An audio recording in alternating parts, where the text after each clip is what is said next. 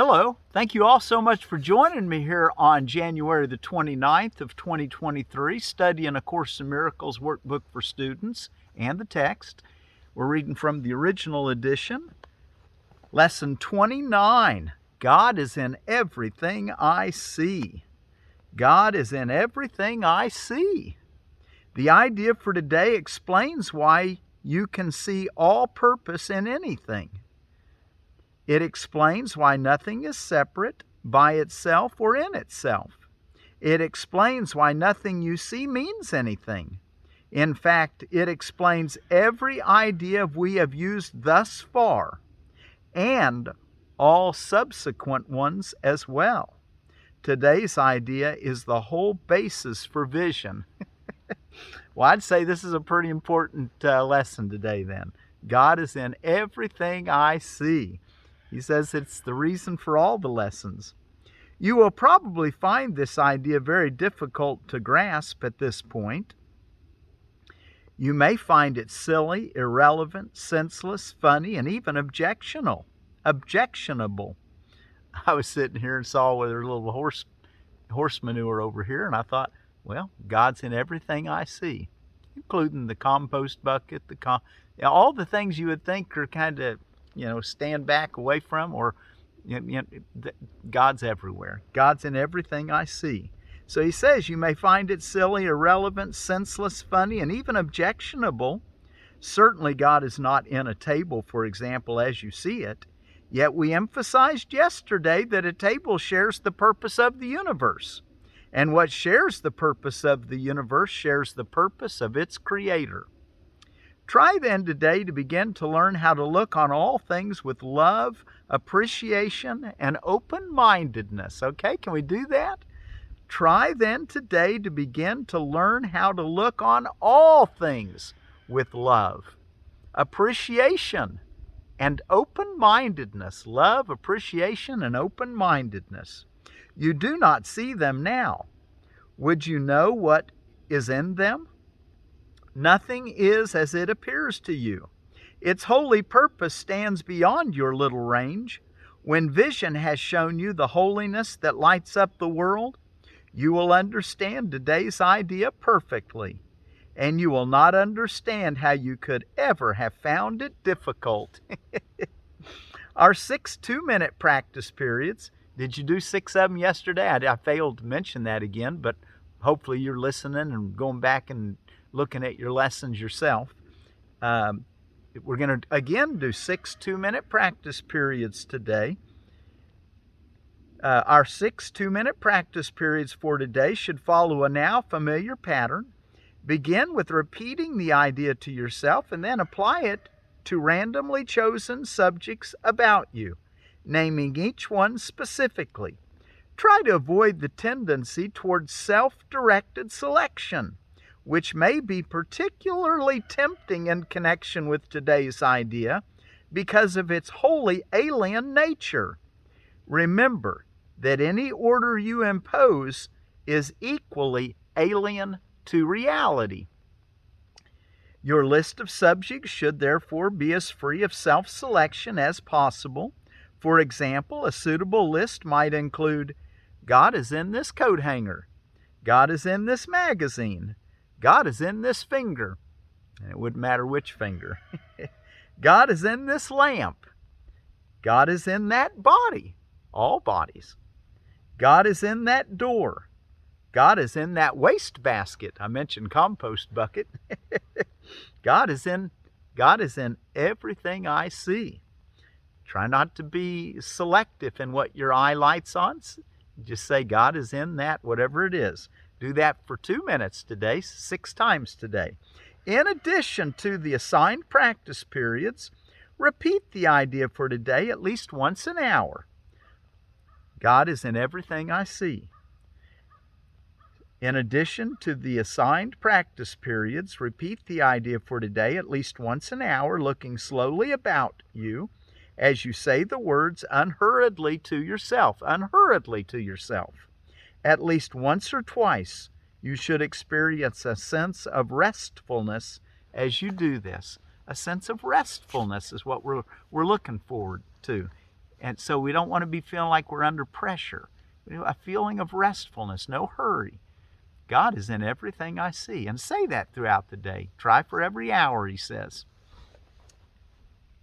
Okay, and then be sure to do your 2 minutes, once in the morning, once before you go to bed, maybe once at breakfast, lunch, and supper. There'd be 5 right there. And then one more maybe at the end of your work day or at a break. You know, it's only going to take 2 minutes. You just sit around looking around. I a lot of times have my guitar playing it and just saying, you know, I'd encourage you all to make up little songs that you would use or use mine and do the same thing. If you play a guitar or any kind of musical instrument, that's an ideal way to help get these things kind of in our being. All right, God is in everything I see. We'll come back to it before we close and do a little 2-minute practice, okay? Let's go take a look in our text reading. We left off on paragraph 33 of chapter 4, The Root of All Evil, section 3, The Ego and False Autonomy. Let's pick up in paragraph 32 and kind of look at that again. While you're turning there, let me tell you about a Stanley Prune Plum. Stanley is and this is from ediblelandscaping.com that I'm reading to you. Stanley is a European self-fertile blue plum with golden flesh, a small disease-resistant tree ripening in August, very sweet, eaten fresh. We spray Surround to control plum curculio larvae in fruits in early spring. And that's an organic spray. We'll talk about it here in a minute. White flowers bloom later than Japanese plums. Besides being a fresh fruit, Stanley can be prunes too. They have a drier flesh than Japanese plums and are used for this purpose. Height 12 foot, space 8-foot circles, zones 5 through 7. And that Surround WP that they spray on those in the early spring, he says. Let me tell you about Surround WP, and this I found this on a company that sells the product, planetnatural.com, and it says of it, made from modified kaolin clay, so it's basically kaolin clay for the most part. Surround WP crop protectant is sprayed on as a liquid which evaporates, leaving a protective powdery film on the surface of leaves, stems, and fruit. Controls a long list of insect pests on vegetables, fruit trees, ornamentals, and more. OMRI listed. And that OMRI listed is Organic Material Review Institute. So it is an organic, and yet it's a spray. So that's probably something that we all need to be able to know that it exists and we can use it when we need it. Okay, paragraph 32 in chapter 4, section 3. The ego literally lives by comparison. The ego literally lives by comparisons. This means that equality is beyond its grasp and charity becomes impossible. The ego never gives out of abundance because it was made as a substitute for it, made as a substitute for abundance. This is why the concept of getting arose in the ego's thought system. All appetites are getting mechanisms, representing the ego's need to confirm itself. This is as true of bodily appetites as it is of the so-called higher ego needs. Bodily appetites are not physical in origin. The ego regards the body as its home and does try to satisfy itself through the body, but the idea that this is possible is a decision of the ego, which is completely confused about what is really possible. This accounts for its erratic nature. 33. The ego believes it is completely on its own, which is merely another way of describing how it originated. This is such a fearful state that it can only turn to other egos and try to unite with them in a feeble attempt at identification, or attack them in an equally feeble show of strength. It is not free, however, to consider the validity of the premise itself, because this premise is its foundation. The ego is the belief of the mind that it is completely on its own. The ego is the belief of the mind. So the ego is not a real thing, but it's a belief of the mind. And it's the belief that you're completely on your own. The ego is the belief of the mind that it is completely on its own. Its ceaseless attempts to gain the soul's acknowledgement and thus to establish its own existence are utterly useless. 34. The soul in its knowledge is unaware of the ego. It does not attack it. It merely cannot conceive it at all. Isn't that something? The soul in its knowledge is unaware of the ego. It does not attack it. It merely cannot conceive of it at all. While the ego is equally unaware of the soul, it does perceive itself as rejected by something which is greater than itself. This is why self-esteem in ego terms must be delusional. The creations of God do not create myths, although the creative efforts of man can turn to mythology. It can do so, however, only under one condition, that man then makes, what man then makes is no longer creative. Let's read that sentence again. Let's back up. The creations of God do not create myths, although the creative efforts of man can turn to mythology. It can do so, however, only under one condition. What man then makes is no longer creative. Myths are entirely perceptions and are so ambiguous in form and so characteristically good and evil in nature that the most benevolent of them is not without fearful components, if only by innuendo. So ambiguous, not clear. The myths are entirely perceptions and are so ambiguous in form and so characteristically good and evil in nature that the most benevolent of them is not without fearful components, if only by innuendo. 35. Myths and magic are closely associated in that myths are usually related to the ego origins and magic to the powers which the ego ascribes to itself. Every mythological system includes some account of the creation and associates this with its particular perception of magic.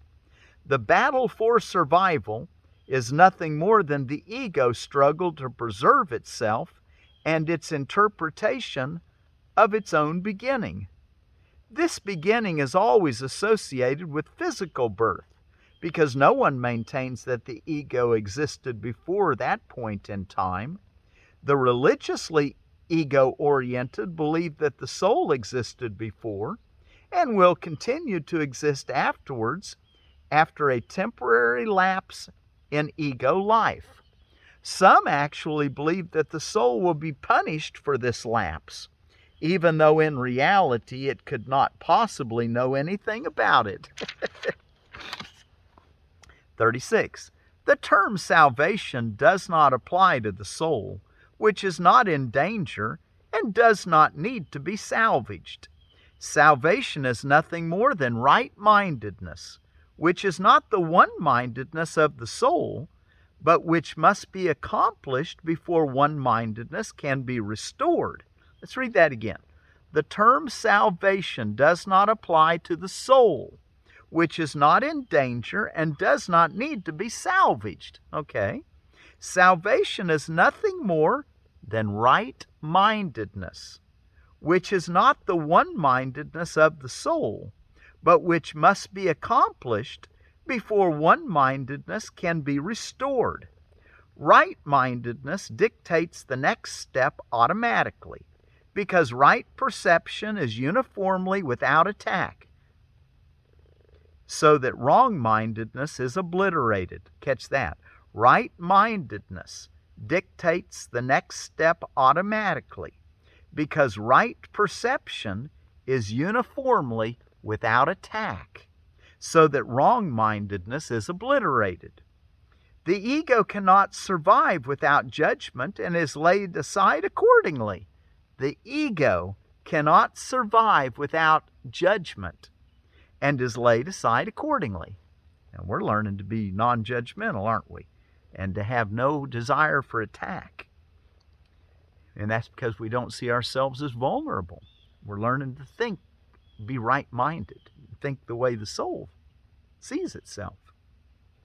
The mind then has only one direction in which it can move. The direction which the mind will take is always automatic, because it cannot but be dictated by the thought system to which the mind adheres. 37. Every thought system has internal consistency, and this provides the basis for the continuity of behavior. Every thought system has internal consistency, and this provides the basis for the continuity of behavior. However, this is a matter of reliability and not validity. Reliable behavior is a meaningful perception as far as the ego thinking goes. However, valid behavior is an expression which is inherently contradictory, because validity is an end and behavior is a means. These cannot be combined logically, because when an end has been attained, the means for its attainment are no longer meaningful. 38. A hypothesis is either false or true, to be accepted or rejected accordingly. If it is shown to be true, it becomes a fact, after which no one attempts to evaluate it unless its status as fact is questioned. Every idea to which the ego has accorded the status of fact is questionable, because facts are in the realm of knowledge. 39. Confusing realms of discourse is a thinking error which philosophers have recognized for centuries. Confusing realms of discourse. I think of those as the levels he talks about.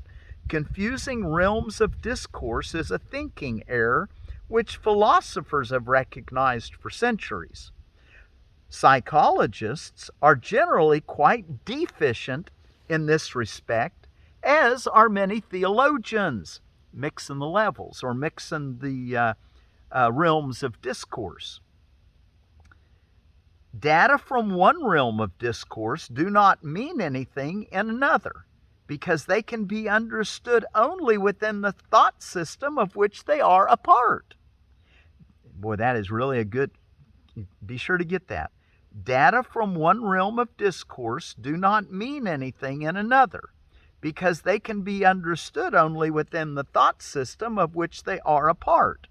That is why psychologists are concentrating increasingly on the ego in an attempt to unify their clearly unrelated data. It need hardly be said that an attempt to relate the unrelated cannot succeed. And the last paragraph for today, paragraph 40, in which we'll finish this section. The more recent ecological emphases are but another ingenious way of trying to impose order on chaos. We have already credited the ego with considerable ingenuity, though not with creativeness. We have already credited the ego with considerable ingenuity, though not with creativeness. It should, however, be remembered that inventiveness is really wasted effort, even in its most ingenious forms. We do not have to explain anything. This is why we need not trouble ourselves with inventiveness. The highly specific nature of inventions is not worthy of the abstract creativity of God's creations. Wow. We do not have to explain anything. This is why we need not trouble ourselves with inventiveness. The highly specific nature of inventions is not worthy of the abstract creativity of God's creations. Okay, and let's go back and look in our lesson again. God is in everything I see. We're going to try then today to begin to learn how to look on all things with love, appreciation, and open-mindedness. Our 6 2-minute practice periods for today should follow a now familiar pattern. Begin with repeating the idea to yourself, God is in everything I see, and then apply it to randomly chosen subjects about you, naming each one specifically. Try to avoid the tendency towards self-directed selection, which may be particularly tempting in connection with today's idea because of its wholly alien nature. Remember that any order you impose is equally alien to reality. He gives us a little list here, and then he says at the end, in addition to the assigned practice periods, repeat the idea for today at least once an hour. At least once an hour. You can do it more, but try to do it at least once an hour today, looking slowly about you as you say the words unhurriedly to yourself. Just look around. God is in everything I see. That's all. He says do that once an hour at least. At least once or twice you should experience a sense of restfulness as you do this. So try to do it with a sense of restfulness. Okay, well, let's see what we can do. God is in everything I see. You can go ahead and do this. I'll sing a little bit, and you can do your looking around, saying to yourself, God is in everything I see.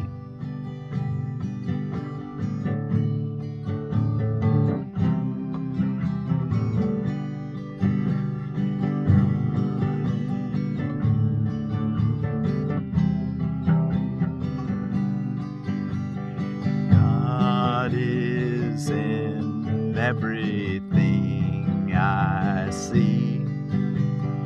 God is in everything I see. God is in this coat hanger. God is in this magazine. God is in this finger. God is in this lamp. God is in this body. God is in this door. God is in this waste basket. And of course, out here, that's what was in the book. God is in that grapevine behind me. God is in that tree. God is in that patch of snow. God is in that horse manure. God is in that, you fill in the blank. God is in that. God is in that. God is in that.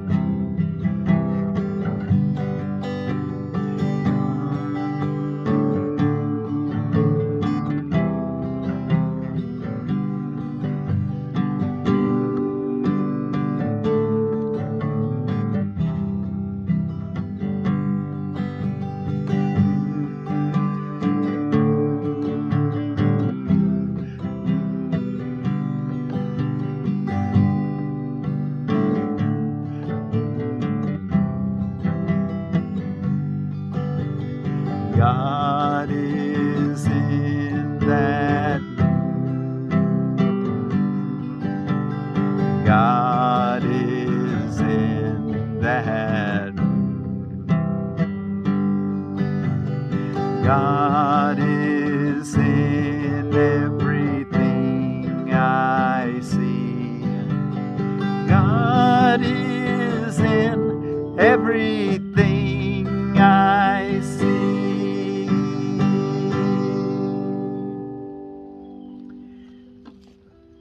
God is in everything I see.